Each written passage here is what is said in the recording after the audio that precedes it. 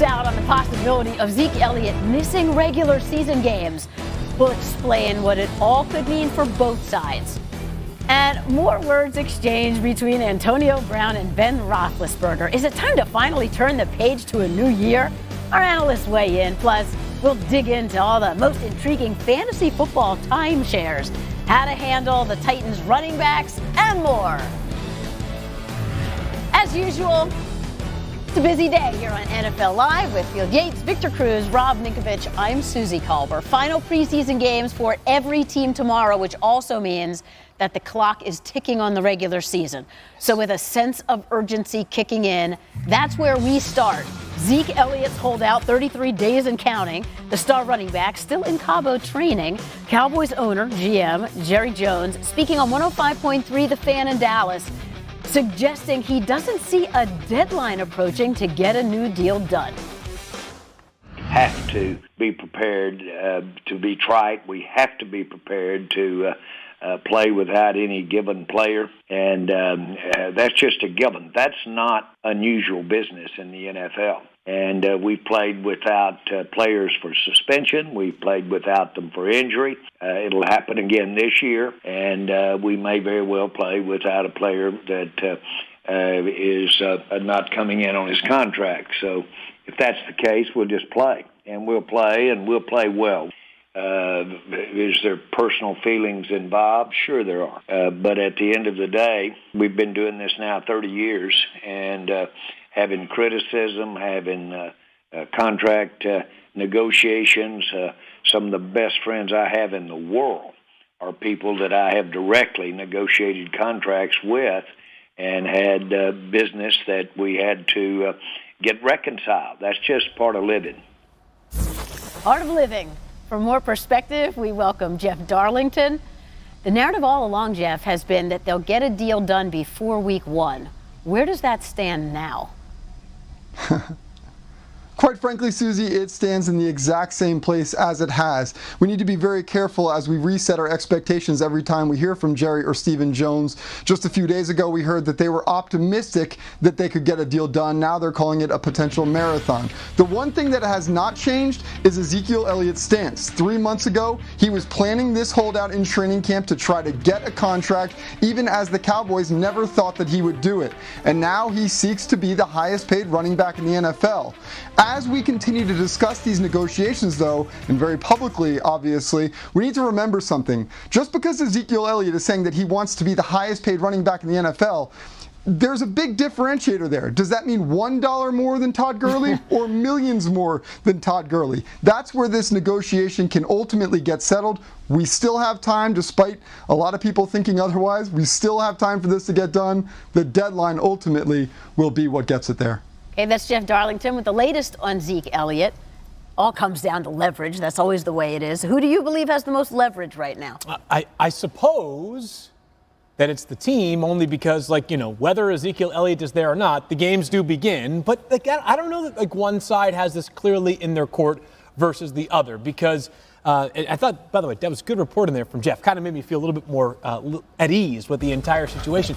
I don't know that you can say definitively, right? Because if you look at the Cowboys' early season schedule, it wouldn't surprise me, with or without Zeke Elliott, if they started 3-0. And all of a sudden, it feels like the leverage is squarely on their side.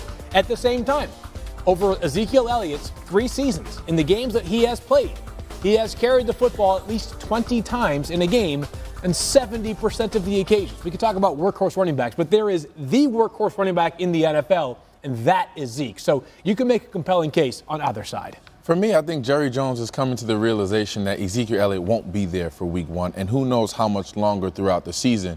And obviously with the, with the early success in preseason of Tony Pollard, he feels a little bit more at ease about that decision, but he understands that Ezekiel Elliott is the engine that drives this train. And he knows that it's not about the first month of the season, it's not about the second month of the season, it's about having Ezekiel healthy and there and available when it's time. Playoff time, December, January, when it's time for him to be available. Now, we have to understand when that time is, or if they start the season 1-3, 2-2, and even if they start 3-0, Field, what does the production of the running back position look like? What does that How is that transpiring week to week, and are they comfortable with where it is in terms of where Ezekiel stands in contract It's negotiations? interesting that he's looking at the upside of, well, he'd have fresh legs for the stretch run or Exactly. however long it takes. That I guess that's glass is the half full. stretch run might not be there if he's not there early in the season, though. So, the team has the upper hand when it comes to contracts and holding out.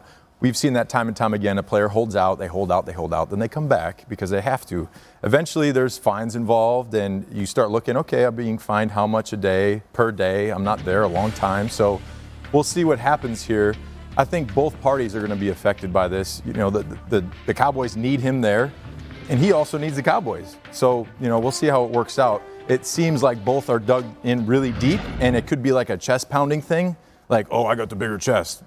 And that you never want to be in that, right? You never want to get into that position, but it seems like it could be that right now, especially with Jerry Jones and how he's talking about that. I think the question is, will he go as far as Le'Veon Bell did? Is he willing to sacrifice a season? I don't think it gets there. I think this is a different circumstance. But is he willing to do that? Will it get that far? We didn't think Le'Veon Bell would get that far, and yet here we are. But if you would just clear up the difference in the two situations, very different. Is that Le'Veon Bell, obviously he was on the franchise center, which he never signed. So he was never actually under contract, whereas if Zeke misses the entirety of this year, he's got 2 more years left on his contract. And that's another thing. It could all start again. That gives the team leverage. Yeah. You're a first-round pick.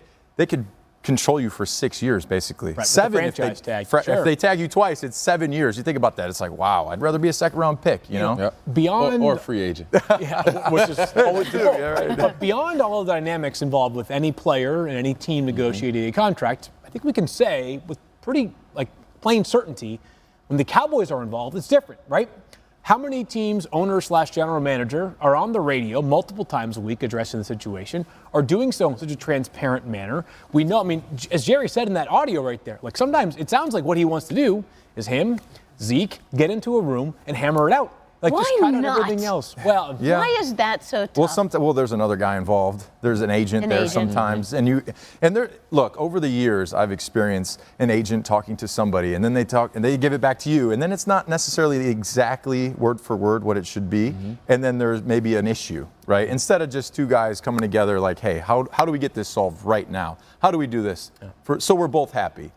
Sometimes that doesn't happen. Put the agent in the room. Why can't they just all be in the room? Yeah, that makes sense, right? Why not? Let's all sit down and hash it out.